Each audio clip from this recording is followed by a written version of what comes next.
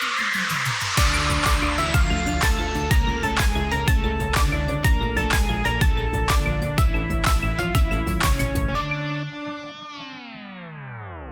Den of Geek fans, Erin Sagers here, and we are at Ethereal Horror Fest number 4 in Austin, Texas, and I am joined by the creative team behind the short film Spooky Crew, which I happen to love the name because I refer to my people as spooky nerds. So Spooky Crew, definitely in my wheelhouse.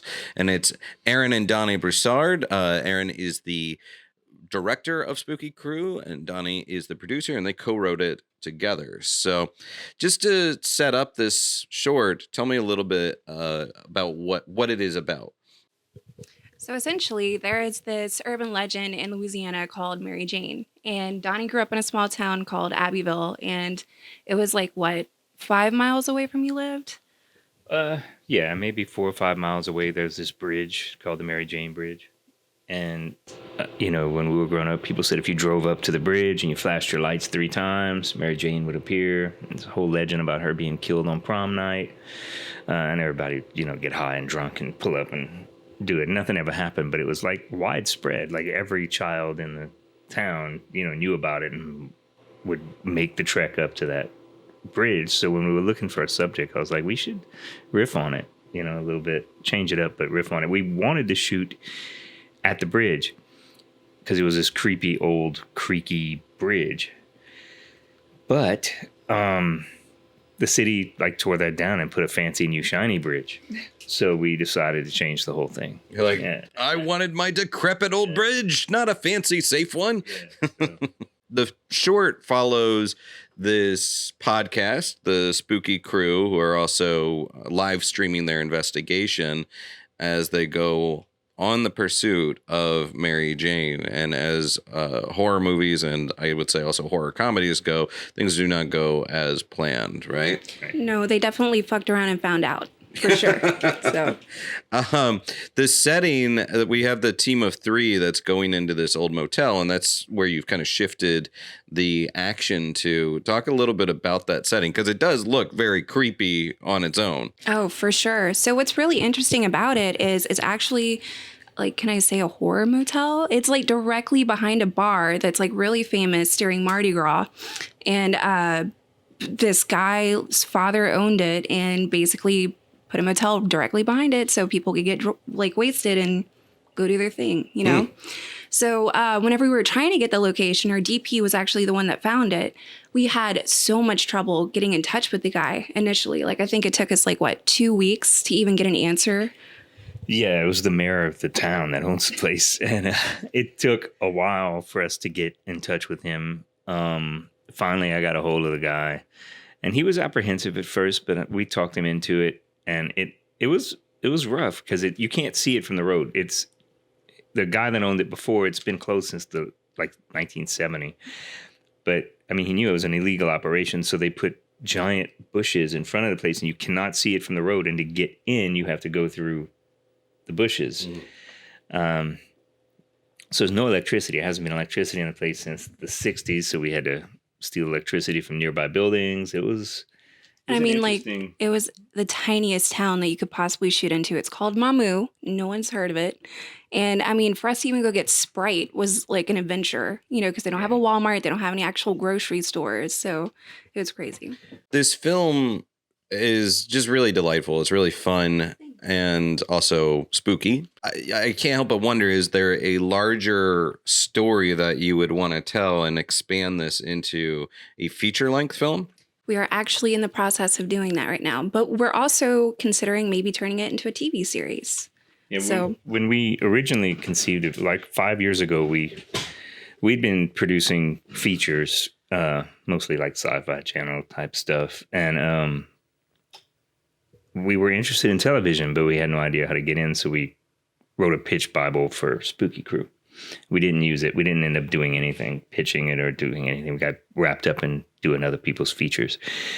And when we were looking for something for her to do, we were like, we should take Spooky Crew and, move it into this Mary Jane legend. And she's wanting to do features, so we're thinking about doing a feature, but I'd still like to give it a shot and, pitch it Yeah, See, it definitely seems like it is easily adaptable into a feature or a TV series.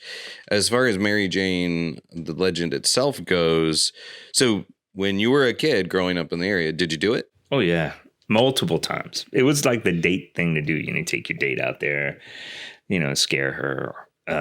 I mean, I probably had been to the bridge and done it with friends drunkenly 2 or 3 times, and with dates 2 or 3 times, and Never had anything creepy take place? nope. No? Nothing. I mean, a couple of times when the first time we went out there, some of the seniors from our high school, scared us. We're under the bridge with lighting and stuff and trying to scare everybody, but no, nothing real. How about where you grew up? Any legends or lore? No, I grew up in a city. So it was in Lafayette. So it's like not even close to being scary.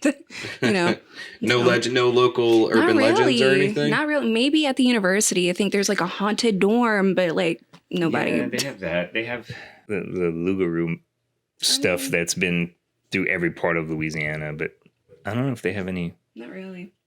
The werewolf. Yeah. It's not Rougarou. How do you say it? I'm sounding like Scooby Doo now. There's Rougarou and Lugaroo, which is Loupga. Yeah. But we're Cajun, so we say Rougarou. Yeah. The French came and we stole it from them, and then the Cajun French people we butcher everything language-wise. So instead of Lugaroo, they were like, that shit's hard to say, Rougarou.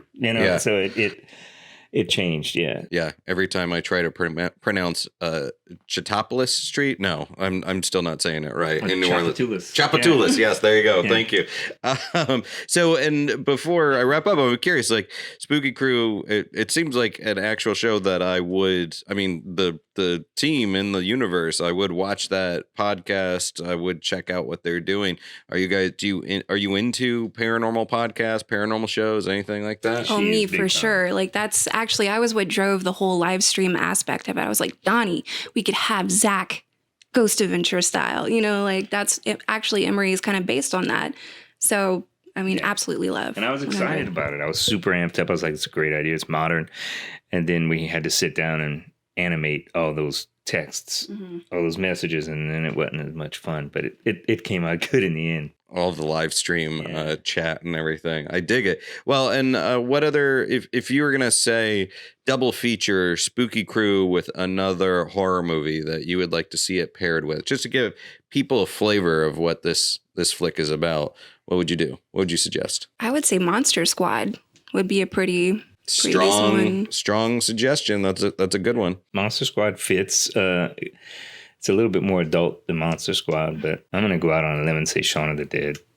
Okay. I mean, we're not in that league, but I think the comedy mixed with the real horror elements is, what we were going for. We wanted it to be funny until it wasn't. All right. So if you like Shaun of the Dead and Monster Squad, then you should definitely check out Spooky Crew. And speaking of which, how can people support this film and support your guys' work? They can look us up on mallowentertainment.com, MALLOW. And we have tons of shorts, some features that they can watch for free, and updates on where the film's going to be playing. Okay, great. All right. From this spooky nerd talking to the Spooky Crew, check it out, Spooky Crew. It's a short, and I had a lot of fun with it, guys. So thank you so much for your time. Thank you.